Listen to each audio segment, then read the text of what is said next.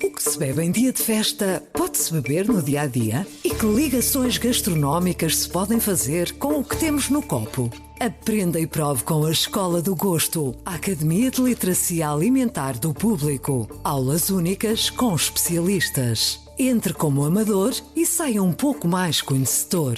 Não perca a próxima aula, a 18 de novembro, no Porto. Os lugares são limitados. Inscreva-se já em público.pt. Luciano Alvarez. David Santiago. Sónia Sapaz. Eu sou Helena Pereira e esta semana no Poder Público vamos, infelizmente, à guerra. Depois de na semana passada, João Oliveira não ter condenado na Assembleia a invasão da Ucrânia pela Rússia, tivemos vários dirigentes do PCP a declarar com mais veemência a sua oposição à intervenção militar de Putin, como João Ferreira, que chegou mesmo a dizer que o PCP faz uma condenação clara e inequívoca da violação da integridade territorial da Ucrânia, o uso da força e que a invasão da Ucrânia é, à luz do direito internacional, inaceitável e merece condenação. Luciano, eu começo por ti. O PCP mudou de posição? Digamos que suavizou a sua posição, mudando de posição, porque eles continuam a fazer algumas críticas que faziam ao princípio. Mas aqui há algumas coisas que é preciso ter em conta. Quando o João Oliveira fez esta primeira declaração, a invasão estava no princípio.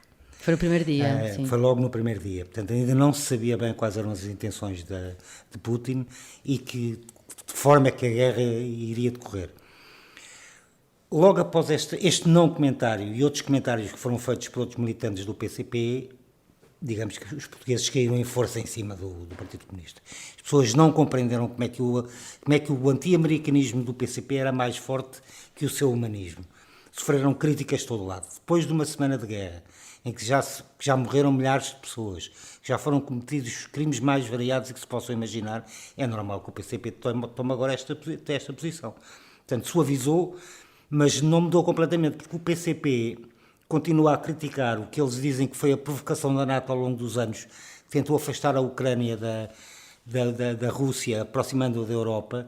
O PCP continua a criticar o que diz serem os bombardamentos por parte do governo ucraniano, do atual governo ucraniano, às províncias ditas independentes do Donbass.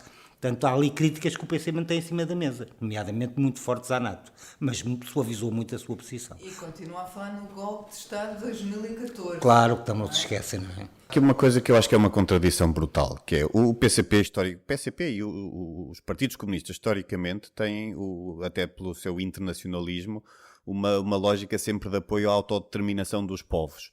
E aqui parece-me que ignoram completamente esse direito, porque nós sabemos que não é a NATO que está a querer que a Ucrânia integre a Aliança Atlântica. É a Ucrânia que quer integrar. Não digo que a NATO não queira, mas a Ucrânia quer integrar não só a União Europeia, mas também a NATO. Mas eles essa ignoram não é completamente isso. Do PCP, nem da Rússia, Não é narrativa. Está bem, mas eles podem ter, pode-se definir uma narrativa, mas há uma realidade e a realidade são as declarações públicas dos líderes ucranianos, deste e do anterior, que sinalizavam essa intenção de aproximação à União Europeia e à NATO e até de adesão. Portanto, há aqui o PCP ignora por completo este lado. Por outro lado, na minha opinião, também continua demasiado agarrado à Rússia, mesmo quando admite que o regime russo está longe de ser um regime comunista. Portanto, não se percebe aqui, parece que ficaram órfãos de uma URSS que não existe, porque eles próprios admitem que este regime de Putin não é um regime comunista. Não, outro dia António Filipe, numa televisão, não me lembro qual, lembrava isso mesmo, quando o mundo andava com o Putin ao colo, o Partido Comunista e Português era o único que criticava o Putin por ele estar a destruir os valores ideológicos do comunismo soviético, não é? Mas agora não consegue condenar. Pois, agora não consegue. Mas é um pouco como o PCP russo, também não consegue. É o segundo partido mais votado, não é? Depois do Putin, mas também não é propriamente uma oposição muito visível. Não. Mas também não sabemos como é que são as eleições e se é efetivamente o segundo maior partido ou se é uma forma de esconder a possibilidade de crescimento de outras forças e de outros candidatos. Aí não sabemos, portanto... Ainda na Ucrânia houve uma concertação de posições entre os dois maiores partidos, PS e PSD, e no Parlamento o Ministro dos Negócios Estrangeiros até chegou a elogiar a posição de Rui Rio. Mas, entretanto, o líder do PSD veio dizer que a União Europeia deve medir consequências antes de avançar com mais sanções contra a Rússia e foi muito criticado internamente. David, Rui Rio foi mal interpretado, como ele próprio depois veio dizer, ou quis mesmo fazer um alerta? O Rui Rio é pródigo neste tipo de circunstâncias, não é? Ele diz uma coisa e é sistematicamente mal interpretado, mas acho que ele se põe a jeito, não é? Porque a forma como muitas vezes produz ou reproduz declarações, como produz e reproduz as suas próprias declarações, vai tendo certas nuances e nem sempre é possível perceber bem o significado. A verdade é que Rui Rio teve uma declaração que se pode considerar infeliz, tendo em conta o momento e a circunstância em que foi proferida. Naturalmente, o que ele diz é que já havia sanções aprovadas e que era avisado para a União Europeia perceber o impacto, até porque as sanções económicas têm um impacto à la longue, não é imediato, muitas delas, pelo menos não têm um efeito imediato, e era preciso conhecer o efeito dessas sanções para se perceber depois se deve ou não aplicar mais sanções, mais fortes, mais leves, e pronto, e nós sabemos que uma guerra vai ter efeitos macroeconómicos, como é óbvio, ainda agora o Ministro dos Negócios Estrangeiros dizia isso na entrevista ao público, mas pronto, é relativamente uma evidência. Agora, e percebe-se que aquilo que Rui Rio diz, eu também percebo o ponto de vista dele, é preciso medir o impacto das sanções em vigor, ou conviria medir o impacto das sanções em vigor antes de aprovar novas sanções. Mas isso quer dizer que é preciso medir e depois, se os milhões forem muitos, é melhor ir pelos milhões do que pelos direitos humanos? Pois, ele não concretiza essa parte, mas a verdade é que depois há esse lado.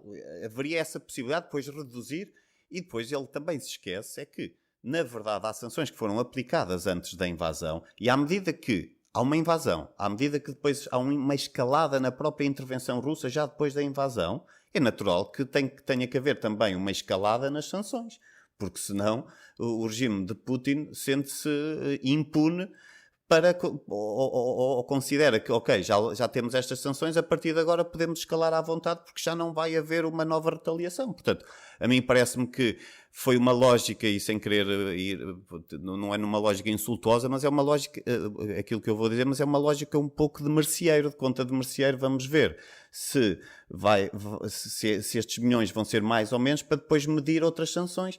Bem, eu acho que nesta circunstância era preciso uma resposta efetiva e dura da parte da União Europeia, e era necessário escalar as sanções, parece-me óbvio. O governo português também anunciou esta semana várias medidas para agilizar o acolhimento de refugiados ucranianos, desburocratizando todo o processo e facilitando emprego e habitação a essas novas famílias, constituídas maioritariamente por mulheres e crianças. Sónia, como é que viste a resposta do governo de António Costa a esta questão? Eu já te dou a resposta a essa pergunta. Deixa-me só fazer um resumo para quem não acompanhou isso tudo das decisões do Governo. O Governo acabou por reunir um Conselho de Ministros extraordinário esta semana, no início da semana, e decidiu basicamente conceder uma proteção temporária a pessoas deslocadas da Ucrânia, e podem ser ucranianos, mas também podem ser seus familiares de outras nacionalidades. Refugiados, em suma. Isto é um regime simplificado, como tu disseste, porque acaba por resultar na atribuição automática de um visto e de uma autorização de residência por um ano, que é prorrogável, como tu, David, escreveste, por 6 meses mais 6 meses.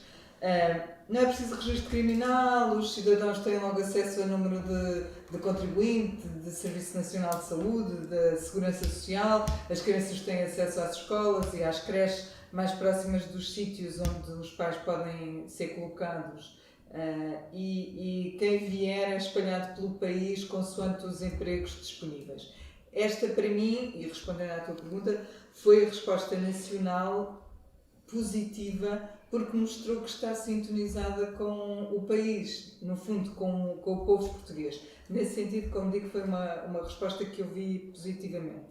E porquê é que eu digo que está sintonizada? Porque o que eu vejo no país é uma população muito motivada para ajudar, muito compreensiva com os motivos pelos quais os ucranianos têm de sair do país e muito incrédula com esta guerra. E estou a falar de cidadãos, de câmaras, de empresas, de ONGs, um pouco por todo o país, toda a gente está disponível para ajudar e está muito articulado com esta ideia.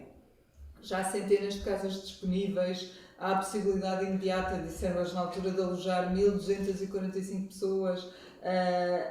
As ofertas de emprego pelo que li hoje já chegam aos 5.000 postos, portanto muito mais do que aqueles que até sinalizaram vir. É uma resposta que não resolve os problemas todos, mas que claramente vai ajudar a algumas destas vidas. E como diz o Daniel Oliveira, escrevia hoje num artigo, isto é tudo muito complicado, mas é uma coisa simples. Há um ocupante e há um ocupado. E eu acho que o governo português mostrou que está do lado certo. E muito rapidamente. Eu acho que faltou aí duas coisas no papel do governo. Também elogio estas medidas e acho que foi rápida demais estas medidas. Faltam aí duas coisas. Assegurar que estes cidadãos ucranianos que vêm viver para o nosso país vêm na miséria e podem ser alvos de exploração laboral. Portanto, o governo tem que estar muito atento aos empregos que lhe vão dar. Não vão acabar em estufas, como temos os cidadãos de outros países em Odmira, numa situação miserável e de clara exploração, de escravidão quase em alguns casos. Portanto, o governo tem que estar atento às condições laborais. Exato. E também ainda não esclareceu, ainda estamos em pandemia, a guerra não matou a pandemia, embora pareça, a guerra não matou a pandemia, a invasão da Ucrânia não matou a pandemia. Que medidas sanitárias é que o governo tem para vacinar estas pessoas, que muitas delas podem não ser vacinadas? Só um terço. Exato, muito atrasado a esse nível. Dizem que só um terço da população é que está vacinada e onde há uma grande margem de pessoas que são anti-vacinas. Vai-se meter 100 ou 200 pessoas num pavilhão em Lisboa que não está vacinada? Isso é um surto de Covid. Eles fogem à guerra para vir morrer a Portugal de Covid. Portanto, eu também espero que o governo tenha ou esteja a preparar um plano. Mas as pessoas podem não querer ser vacinadas. Pois podem, pois isso. Mas como tu dizes, elas lá, algumas não quiseram. Sim, mesmo. o governo não anunciou medidas, mas em relação a mas tocou nesses dois aspectos. Um deles é que, apesar desta questão estar mais centrada nos Ministérios do Trabalho, da Administração Interna e também da Educação, e a Saúde também está envolvida até por causa desse problema não só da vacinação, mas também de problemas que as pessoas trazem, até porque vêm fragilizadas pela saída, por tudo isso. Portanto, isso presumo que haverá medidas em breve, isso tentará ser acautelado. Acho que há uma nota que é interessante em relação ao tipo de empregos, porque a Ministra do Trabalho disse isto na terça-feira, à data de terça-feira, as 4-5 áreas onde havia maior procura, ou neste caso maior oferta de emprego, eu por acaso tive essa atenção e não havia, o setor agrícola não estava o setor da construção civil, a restauração, era a hotelaria, pronto. Mas achei interessante porque o agrícola não estava, não quer dizer que não haja ofertas e que não se venha a verificar esse problema. Para todas as pessoas vão procurar, não é? O que me alertou para isto foi, eu não sei quem é o senhor, era um empresário do Norte que estava a saudar a vinda de ucranianos porque Portugal há falta de mão de obra. Não, eles não vêm porque Portugal há falta de mão de obra, eles vêm porque estão a fugir a uma guerra, estão a fugir à morte. Sim, e ele estava muito contente a dizer que Portugal há falta de mão de obra, ainda bem que mas numa visão utilitarista para a economia, em termos económicos, podemos beneficiar porque nós temos efetivamente falta de mão de obra e esta é uma mão de obra muitas das vezes especializada até competitivamente. Então deixa-me acrescentar aqui outro ponto, o Governo também não explicou como é que vai ser a equivalência das habilitações dessas pessoas, porque virão médicos que vão trabalhar como empregados de mesa, como já tivemos no passado e nunca se resolveu. E no presente, continuamos a ter, exatamente. Mas foi dada a garantia que seria feito o melhor match possível entre o perfil das pessoas e... Nós temos, aliás, uma história ontem de 2 alunos de medicina que vêm da Ucrânia a meio do curso. Lá o curso é de 6 anos e eles têm 4 anos de curso e não sabem como é que vai ser. Exatamente. Também. Há aqui várias questões para ir acompanhando nos próximos dias.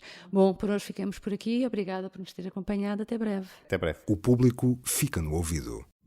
Ew, gotta get rid of this old Backstreet Boys t-shirt. Tell me why. Because it stinks, boys. Tell me why. I've washed it so many times, but the odor won't come out. Tell me why. No, you tell me why I can't get rid of this odor. Have you tried Downy Rinse and Refresh? It doesn't just cover up odors, it helps remove them. Wow, it worked, guys. Yeah. Downy Rinse and Refresh removes more odor in one wash than the leading value detergent in 3 washes. Find it wherever you buy laundry products.